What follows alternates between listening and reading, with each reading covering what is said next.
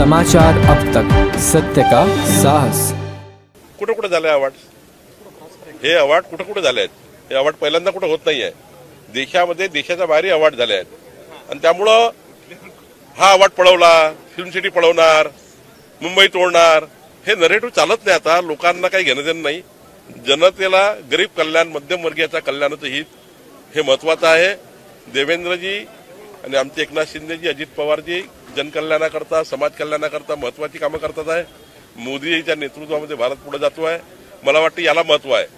हा अवॉर्ड पळवला, त्याला पळवलं, काही उपयोग नाही. न्याय व्यवस्थेच्या निर्णयांमध्ये निष्पक्षता नाही आहे, त्याच्यामध्ये जाती व्यवस्थेचा वास येतो असं जितेंद्र आव्हाड म्हणताय. आपण त्याच्याबद्दल नाही, जितेंद्र आव्हाड खरं सांगू का, स्टंटबाज आहे. त्यांना दिवसभर मीडियामध्ये काहीतरी बातमी लागतं आणि तुम्हाला चालवायची असतं. आता न्याय व्यवस्थेवर जर तुम्ही प्रश्नचिन्ह उभे करणार तर कसं होणार? देशामध्ये इतके न्याय त्यांच्या बाजूने गेले. जेव्हा त्यांचं सरकार याचं होतं तेव्हा अत्यंत महत्वाचा निकाल त्यांच्या बाजूने सर्वोच्च न्यायालयाने दिला होता आणि त्यामुळं न्यायालयीन व्यवस्थेबद्दल बोलण्याचा अधिकार हा जितेंद्र आव्हाडाला नाही. पण त्यांनी तोंड सोडलेलं आहे. कधी प्रभू रामचंद्राबद्दल बोलतात, कधी न्याय व्यवस्थेबद्दल बोलतात.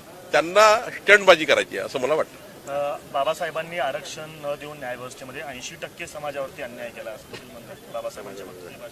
मी सांगतो ना की स्टंटबाज आहे, स्टंटबाज आहे. जनतेचा आक्रोश तसा एखाद्या दिवशी जनतेचा आक्रोश होऊ नये, पण त्यांना मला अधिकार नाही आहे, मला अधिकार नाही त्यांना बोलायचा. पण असे काही महाराष्ट्राची सामाजिक स्थिती, महाराष्ट्राचे सामाजिक त्या ठिकाणी स्वास्थ्य बिघडेल असं कुठलंही स्टेटमेंट कुठल्याही नेत्यांनी करू नये. न्याय व्यवस्थेबद्दल असेल, समाजाबद्दल असेल, महामानव डॉक्टर बाबासाहेब आंबेडकरांबद्दल असेल, छत्रपती शिवरायाबद्दल असेल, महापुरुषाबद्दल, संत साधूबद्दल, आमच्या प्रभू रामचंद्राबद्दल काय स्टेटमेंट ते करतात. त्यामुळे हे करू नये असं मला वाटतं आपल्या माध्यमातून त्यांना कारण ते मोठे नेते आहेत, स्टंटबाज आहेत.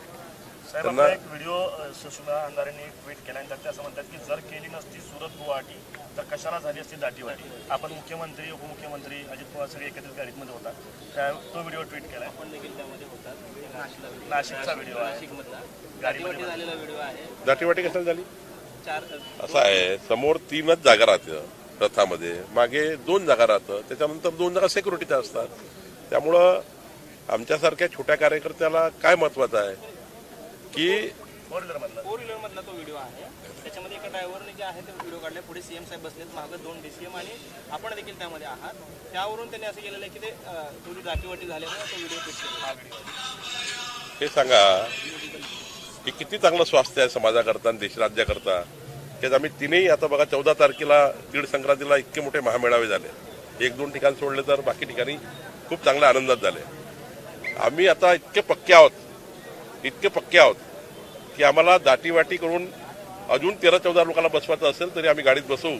पण महाराष्ट्रामध्ये चांगलं सरकार, देश कल्याणाचं, राष्ट्र कल्याणाचं आणि महाराष्ट्राच्या कल्याणाचं सरकार या महाराष्ट्रात असलं पाहिजे. याकरता आम्ही सर्व एकत्र आहोत, हेच या ठिकाणी मला सांगायचं आहे. संजय राऊत म्हणतायत की ज्या पद्धतीनं भाजप श्रीरामावरती अधिकार सांगतंय, भाजपमध्ये श्रीरामाने प्रवेश केलाय का, अशा पद्धतीनं ते टीका करतायत. मी सांगितलं ना, काही लोक स्टंटबाज आहे. सकाळी 9 वाजता झोपून उठायचं आहे, तुमच्याशी बोलायचं आहे, काहीतरी बोलावं लागणार ना. त्याचं उत्तर निलेश राणे देतील, आमचे नितेश राणे. उद्धव ठाकरे दिलेली जर का घटना अवैध असेल 2018 तर मग एकनाथ शिंदेनी त्या संदर्भातली घटना दिलेली आहे, कारण ती वैध आहे का? अहो, अत्यंत महत्वाचे पत्रकार परिषद विधानसभेचे अध्यक्ष राहुल नार्वेकर यांनी घेतली आहे.